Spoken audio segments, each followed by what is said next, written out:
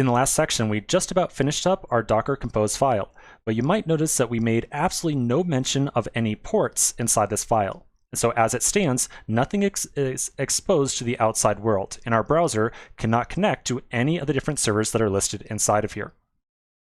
I also want to remind you that on this development diagram we were looking at of the overall architecture of our app, we had showed this Nginx server out in the very front of everything. Now, we had made use of Nginx on the last Docker Compose project we put together that we deployed eventually off to Elastic Beanstalk. But the purpose of that Nginx server on that previous project was to host all of the different React source code files, or production files really, that we had put together. So that was a production environment that was making use of Nginx. This time around, we're saying our development environment is going to have Nginx. So let's talk about why it's here. Okay, in this diagram, we've got the browser on the left-hand side and two of the different servers that exist inside of our development environment.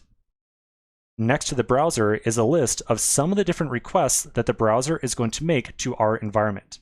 So the browser at some point in time is going to ask for an index.html file. It needs an HTML file to show on the screen of the browser. And when it loads up that HTML file, it's probably going to need a JavaScript file as well, like some file that has all the JavaScript code for the React side of our application. Now, in addition to that, we know that the browser is also going to make some API requests to the Express server to get a list of all of the different values that have ever been submitted and a list of all the different current values that have been calculated by the worker process as well. So we know that chances are the index.html and the JS requests need to go over to this React server, but these API requests need to go over to the Express server. So we really want to have something that kind of enforces routing that looks like this.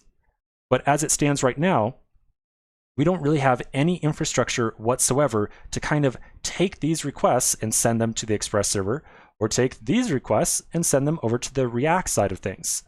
So as you might guess, that is the entire purpose of the Nginx server that we're going to add in. The Nginx server is going to look at all these different requests and decide on which backend service of ours that we want to route the request to.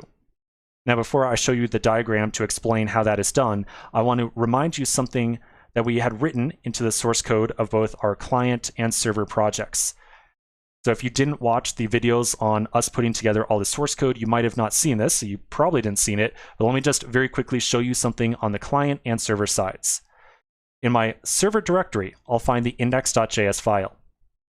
Inside of here, you'll notice that all of our route handlers are like /values/all, or /values/current, or /values. However, in the client src bib.js file, you can scroll down a little bit and you'll see that we are making network requests to routes